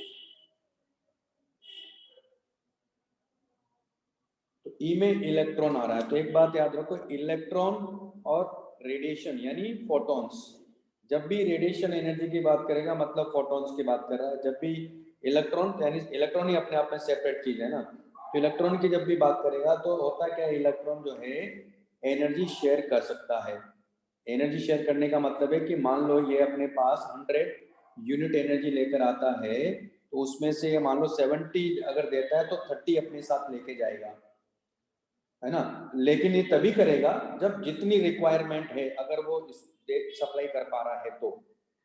उसी तरह फोटोन की अगर बात करें तो फोटोन कभी भी एनर्जी शेयर नहीं करता है। वो मतलब शेयर करने का मतलब है वो या तो सारी एनर्जी सप्लाई करेगा या कुछ भी नहीं देगा। ये बेसिक डिफरेंस है। इलेक्ट्रॉन कुछ एनर्जी अपने पास रख के मूव कर सकता है, लेकिन फोटोन सारी एनर्जी सप्लाई करके जाता है। तो ये ध्यान रखना है। वैसे तो अभी आगे क्वेश्चंस करवाऊंगा 24, तो वहां भी हम समझेंगे इस कॉन्सेप्ट को। तो सबसे पहले बात करते हैं एग्जांपल 20 की।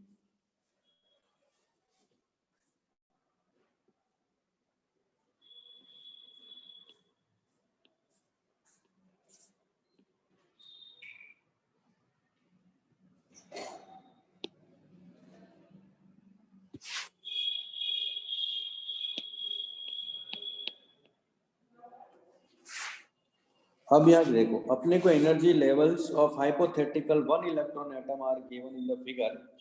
Find the ionization potential of this atom. तो आयनाइजेशन पोटेंशियल मतलब पहले आयनाइजेशन एनर्जी देख लेते हैं। इसकी आयनाइजेशन एनर्जी कितनी हो गई, क्योंकि लोवेस्ट n इक्वल टू 1 में एनर्जी कितनी है 15.6 माइनस 15.6 यानी प्लस 15.6 इलेक्ट्रॉन वोल्ट। और इसको हम लोग EV0 यानी V0 हो गया हमारे पास में आयोनाइजेशन पोटेंशियल, जो कि वो होगा 15.6 वोल्ट। इसके डेफिनेशन में पहले बता ही चुका हूं आपको, ठीक है। ये आयोनाइजेशन पोटेंशियल होगा। दूसरा कह रहा है find the short wavelength limit of the series termination at n equal to 2। Short wavelength की जब भी बात कर रहा है, शॉर्ट वेवलेंथ इसका मतलब एनर्जी ज्यादा होना चाहिए, मैक्सिमम एनर्जी होना चाहिए, यानी n2 equal to infinity to n1 equal to 2 पर आ रहा है। वहां जाके क्या कर रहा है, टर्मिनेट हो रहा है। इसका मतलब क्या हुआ, इंफिनिटी पर तो एनर्जी जीरो ही है, तो हो जाएगा hc बाई लैम्बडा मिनिमम। इसके लिए बात करेंगे तो वो एनर्जी कितनी है 5.30 इलेक्ट्रॉन वोल्ट। तो हमारे पास में यहाँ से लैम्बडा मिनिमम वो हो जाएगा hc by 5.30 electron volt equal to 12400 electron volt angstrom divide by 5.30 electron volt. इस केस में जब आप इसको सॉल्व करोगे तो ये वैल्यू कितनी आ रही है 2340 एंगस्ट्रॉम आ रही है। मेरे ख्याल से क्लियर हो गया होगा। फिर देखो सी कह रहा है find the excitation potential for the state n equal to 3। इसका मतलब क्या हुआ, इसका ये मतलब इतना ही हुआ कि n इक्वल टू 1 से ये n इक्वल टू 3 में गया, तो अगर इस इलेक्ट्रॉन को यहाँ से ले जाने में जितनी एनर्जी चाहिए उसके करस्पॉन्डिंग किसकी काइनेटिक एनर्जी, जिस इलेक्ट्रॉन को एक्सेलरेट कर रहे हैं पोटेंशियल डिफरेंस में, उसका एक्साइटेशन पोटेंशियल पूछ रहा है वो। तो n इक्वल टू 1 से 3 में, इसका मतलब क्या हुआ, तो डेल्टा ई इक्वल टू क्या लिखेंगे 15.6 electron volt minus 3.08 electron volt, है ना। ये हमारे पास आ जाएगा, जो कि कितना आ रहा है 12.52 इलेक्ट्रॉन वोल्ट, है ना, इसके करस्पॉन्डिंग, यानी EV0 वापस से, क्योंकि क्या पूछ रहा है, एक्साइटेशन पोटेंशियल पूछ रहा है, तो वापस से V0 इक्वल टू कितना हो जाएगा, 12.52 वोल्ट हो जाएगा।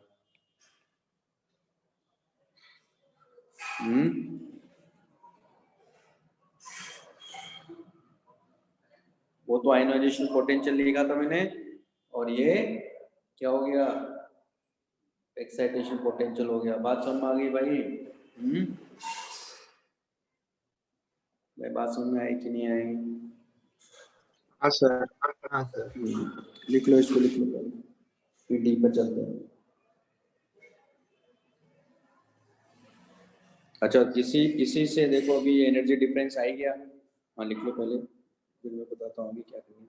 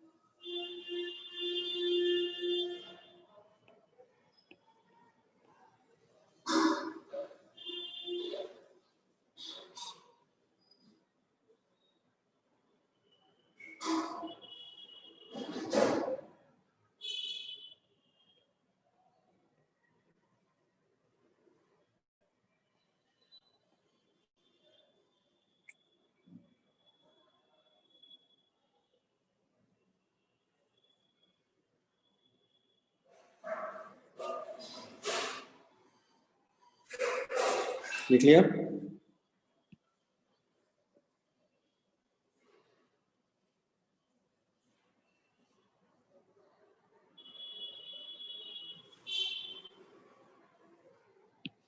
अब यहाँ देखो डी तो इसी से पूछ रहा है वो, n इक्वल टू 3 से, है ना, 1 में जब आएगा तो इतनी एनर्जी रिलीज करेगा वो, इतनी एनर्जी रिलीज करेगा। तो वो तो डेल्टा E31 कितना रहा, 12.52 इलेक्ट्रॉन वोल्ट। तो ये क्या पूछ रहा है इसमें, वेव नंबर पूछ रहा है, यानी hc by lambda, wave number का मतलब होता है 1 बाई लेमड़ा। ठीक है, तो ये हो जाएगा हमारे पास में 12.52 इलेक्ट्रॉन वोल्ट बाई hc। इसको सॉल्व करिए तो आपको वेव नंबर मिलेगा इसका 1.01 इंटू 10⁻⁷ मीटर इनवर्स, ये आ जाएगा। अब आते हैं ई पॉइंट पर।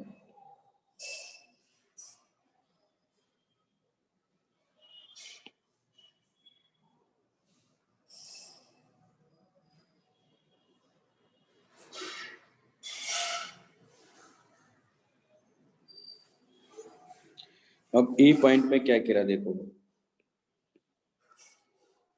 what is the minimum energy that an electron will have after interacting with this atom in the ground state if the initial kinetic energy of the electron is। तो पहला case में इसकी एनर्जी कितनी बता रहा है, यानी इसकी काइनेटिक एनर्जी बता रहा है 6 इलेक्ट्रॉन वोल्ट।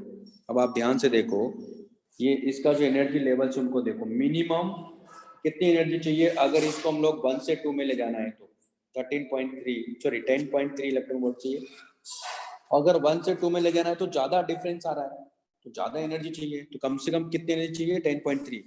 तो अगर इसको एक्साइट भी कराना है इलेक्ट्रॉन को अगर हायर एनर्जी लेवल पे भी लेके जाना है इसका मतलब है एटलीस्ट 10.3 इलेक्ट्रॉन वोल्ट चाहिए, लेकिन इसके पास अवेलेबल कितना है 6 इलेक्ट्रॉन वोल्ट। इसका मतलब ये हुआ कि जब ये इलेक्ट्रॉन ये n equal to 1, n equal to 2, n equal to 3, यहाँ जब ये इलेक्ट्रॉन आएगा तो हमें मिनिमम ही 10.3 चाहिए, अवेलेबल तो 6 है। इसका मतलब ये जो इलेक्ट्रॉन है ना, ये बिना इंटरेक्शन के निकल जाएगा और इसकी मिनिमम जो काइनेटिक एनर्जी है ना वो 6 इलेक्ट्रॉन वोल्ट ही बनी रही। क्यों? क्योंकि वो एनर्जी सप्लाई कर ही नहीं सकता इस केस में, तो क्योंकि एटलीस्ट कितना चाहिए 10.3। लेकिन अगर आप बी पॉइंट पर बी पार्ट के लिए जाते हो तो इस केस में क्या करेगा, इसके पास कितनी एनर्जी है, n equal to 1, n equal to 2, n equal to 3, n equal to 4। यहाँ से यहाँ जाने के लिए हमें चाहिए केवल 10.3 इलेक्ट्रॉन वोल्ट। लेकिन ये जो इलेक्ट्रॉन आ रहा है इसकी काइनेटिक एनर्जी कितनी है, 11 इलेक्ट्रॉन वोल्ट आए।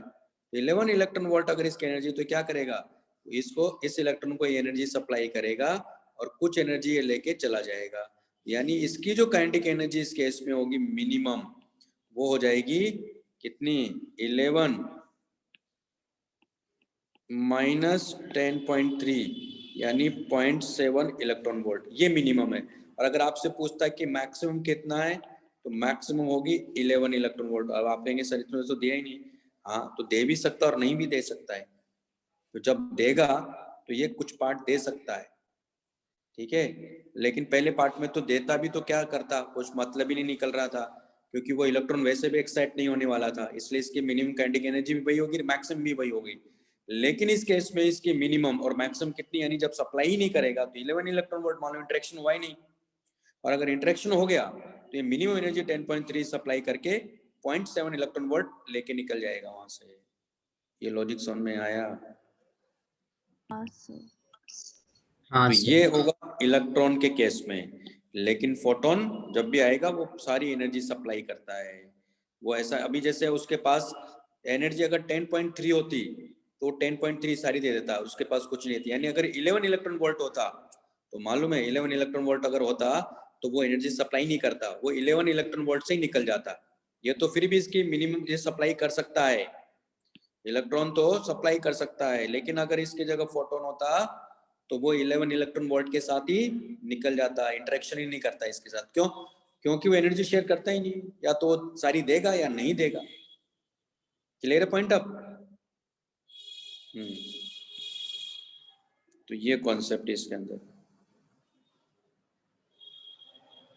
ये लिख लो, फिर मैं आपको एग्जांपल 24 बताता हूँ। देखो पहले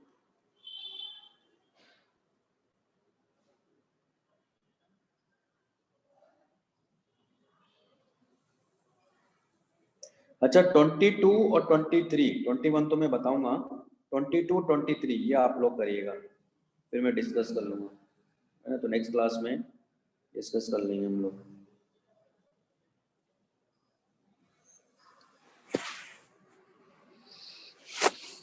लिख लिया?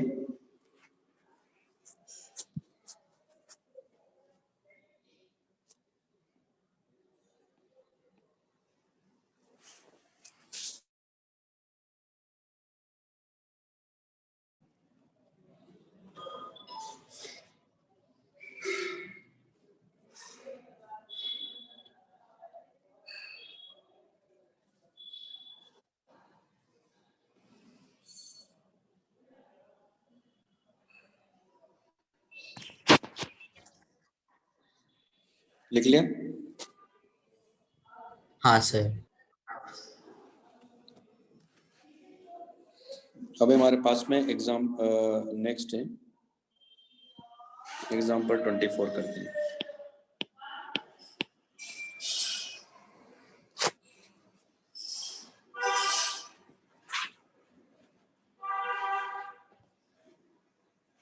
तो इसमें क्या कह रहे थे, gas off hydrogen like atoms can absorb radiations of 68 electron volt, यानी एब्जॉर्ब कर सकता है, सीधा एब्जॉर्ब कर सकता है, कैन एब्जॉर्ब, है ना। Consequently, the atoms emit radiations of only 3 different wavelength. यानी पहली बात तो ये सेम, इसने कहा ना like atoms, gas off hydrogen like atoms, है ना। गैस है, इसका मतलब कई सारे एटम्स हैं, 3 लाइन है, 3 लाइंस कब एमिट हो सकती है, ये n इक्वल टू 1, ये n इक्वल टू 2, ये n इक्वल टू 3। जब इलेक्ट्रॉन हायर से मतलब n इक्वल टू 3 से जब यहाँ आ सकता है ना, तब ये 3 लाइन एमिट कर सकता है। इसका मतलब फाइनल जो स्टेट बन रही है उसकी फाइनल वो n इक्वल टू 3 बन रही है। क्लियर है? तो एक तो ये पता चल गया कि फाइनल जो स्टेट है उसकी वो n इक्वल टू 3 है। लेकिन ये तो वो है जो एब्जॉर्ब करने के बाद, उसके पहले क्या कह रहा है? तो can absorb radiations of 68 electron volt, consequently the atoms emit radiations of only 3 different wavelength, all the wavelengths are equal or smaller। इसका मतलब क्या हुआ? इसका मतलब ये हुआ कि फोटोन जब यहाँ आ रहा था उसकी एनर्जी थी h nu equal to 68 electron volt. ये एनर्जी उसके पास में है, तो वो दरअसल n equal to 2, n equal to 1 और n इक्वल टू 3, यानी यहाँ से इलेक्ट्रॉन को यहाँ लेकर गया हो। अब आप कहेंगे सर ऐसा क्यों? बताते हैं। देखो, क्योंकि ये जो एनर्जी डिफरेंस होता है ना 1 और 2 का, वो ज्यादा होता है।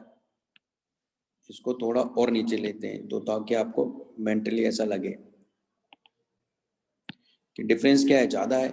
डिफरेंस अब एनर्जी लेवल का डिफरेंस ज्यादा, मतलब एनर्जी ज्यादा है तो वेवलेंथ क्या होगी? कम। तो जब इलेक्ट्रॉन यहाँ से यहाँ पहुंचा तो इसने क्या कहा कि इसने कहा जो वेवलेंथ एमिट हो रही है वो क्या है, या तो इक्वल है, तो इक्वल क्या होगी? जब ये यहाँ से यहाँ आएगा इक्वल एमिट करेगा 68 इलेक्ट्रॉन वोल्ट के करस्पॉन्डिंग। फिर जब लेकिन जब यहाँ आएगा तो एनर्जी लेवल क्या है? ज्यादा, एनर्जी डिफरेंस ज्यादा है, तो वेवलेंथ क्या होगी? शॉर्ट होगी ना, यानी स्मॉलर। और अगर यहाँ से आएगा तो और शॉर्ट हो जाएगी वो। तो इसका मतलब जब वो एनर्जी जब इंसिडेंट हुई थी तो इलेक्ट्रॉन कहाँ था? इनिशियल स्टेट क्या थी इलेक्ट्रॉन की? n equal to 2। देख आंसर तो ये determine the initial state of the gas atoms n equal to 2। Energy absorb करके वो n इक्वल टू 3 में पहुंच गया। ये बात समझ में आई?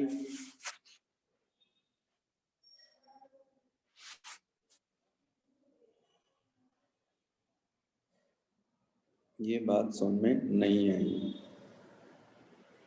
अरे भाई यहाँ से देखो ना आप, ये जब इलेक्ट्रॉन n इक्वल टू 2 से 3 में जा रहा होगा और 3 में जाने के बाद वो कह रहा है कि जब वो ग्राउंड लेवल पर आता है तो 3 डिफरेंट लाइंस मिल रही है अपने को। इसका मतलब है कि वो n इक्वल टू 3 में पहुंचा होगा तभी पॉसिबल है, क्योंकि कॉन्सेप्ट है कि अगर इलेक्ट्रॉन हायर एनर्जी लेवल पर गया है तो उसको ग्राउंड लेवल पर आना ही आना है, बीच में कहीं रुक नहीं सकता हो। ठीक है? तो और वो ऐसा भी नहीं कि n इक्वल टू 2 पर पहले बैठा हुआ था, ऐसा नहीं होता है। इसका मतलब कहीं से पहले कोई फोटोन आया होगा, वो एनर्जी देके n इक्वल टू 2 पर जैसे ही गया ना, वो तुरंत नेक्स्ट फोटोन एनर्जी उसके पास आ गई होगी, तो वो उसको 68 वहां आ गई होगी। तुरंत आते क्या हुआ? वो ऊपर पहुंच गए n इक्वल टू 3 पर। और जब इलेक्ट्रॉन वापस ग्राउंड लेवल पर आया है ना, तो वो क्या कर रहा है? या तो उसके इक्वल वेवलेंथ एमिट कर रहा है या उससे कम वेवलेंथ। इसका मतलब एनर्जी डिफरेंस ज्यादा होगा तभी तो पॉसिबल है। कोई बात समझ में आई? हाँ सर। हाँ सर। है ना? तो अब इसने एक ये भी कहा कि determine identify the gas atom. तो आप देख रहे हो कि 2 से 3 में गया, कितनी एनर्जी चाहिए? यानी 3 से 2 आने में भी उतनी एनर्जी रिलीज करेगा ये 68। इसका मतलब 68 electron volt equal to 13.6 electron volt z square 1/2 का होल स्क्वायर माइनस 1/3 का होल स्क्वायर। जब इसको आप सॉल्व करोगे तो ये वैल्यू मिलेगी 6। इसका मतलब z की वैल्यू क्या है? यहाँ 6 से आइडेंटिफाई हो गया gas atom. Find the minimum wavelength of the emitted radiation. Minimum किसके करस्पॉन्डिंग मिलेगी? मिनिमम मिलेगी जब ये n equal to 3 to n equal to 1 में आएगा, क्योंकि एनर्जी डिफरेंस क्या है? ज्यादा है ना, एनर्जी डिफरेंस ज्यादा है, तो हमें मिनिमम वेवलेंथ की बात कर रहा है। तो ये इसी केस में हो सकती है, यानी hc by lambda minimum equal to होगा 13.6 इलेक्ट्रॉन वोल्ट इंटू 6 का होल स्क्वायर 1/1 का होल स्क्वायर माइनस 1/3 का होल स्क्वायर। तो लैम्बडा मिनिमम जब इसको आप कैलकुलेट करोगे तो लैम्बडा मिनिमम कितना आ गया? लैम्बडा मिनिमम आ जाएगा 28.49 एंगस्ट्रॉम। ये आंसर होगा। फिर क्या कह रहा है इसने? एक बात और बोली, कौन सा डी ऑप्शन में? आयोनाइजेशन एनर्जी बताओ, उसके करस्पॉन्डिंग वेवलेंथ भी बताओ, है ना। Find the ionization energy in the respective wavelength. Ionization मतलब, इसका मतलब वो पूछ रहा है E1 कितना है, तो -13.6 इलेक्ट्रॉन वोल्ट 6 का होल स्क्वायर बाई 1 का होल स्क्वायर, जो कि कितना आ रहा है, ये एनर्जी आ रही है हमारे पास में -489.6 इलेक्ट्रॉन वोल्ट, ये E1 आ रहा है। इसके करस्पॉन्डिंग एनर्जी यानी आयोनाइजेशन एनर्जी की बात कर रहा है। ये तो ग्राउंड लेवल एनर्जी हुई, तो आयोनाइजेशन एनर्जी क्या हो जाएगी यहाँ, तो हो जाएगी +489.6 इलेक्ट्रॉन वोल्ट। इसके corresponding energy wavelength 489.6 electron volt equal to Hc by lambda. तो लैम्बडा की वैल्यू यहाँ से क्या मिलेगी, तो मिलेगी 25.33 एंगस्ट्रॉम मिलेगी। मेरे ख्याल से क्वेश्चन क्लियर हो गया होगा। तो यहाँ देखो, ये इसके करस्पॉन्डिंग सारी एनर्जी सप्लाई करेगा, ऐसा नहीं कुछ पार्ट रखेगा, ऐसा नहीं होता है। तो लिख लीजिए।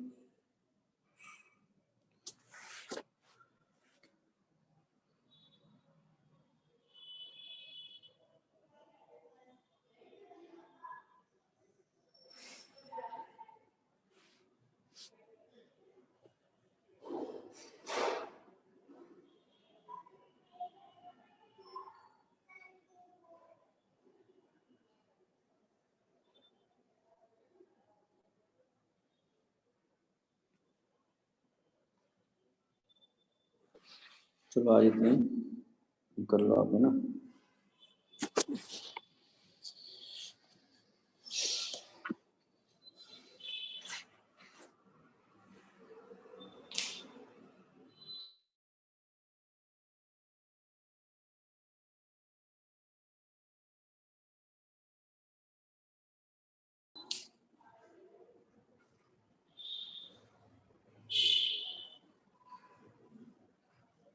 लिख लिया आप लोगों ने?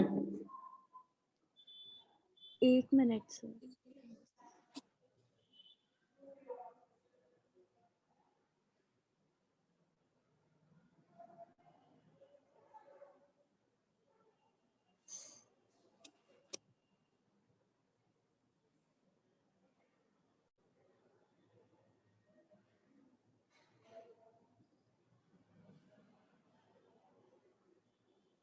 हो गया सर।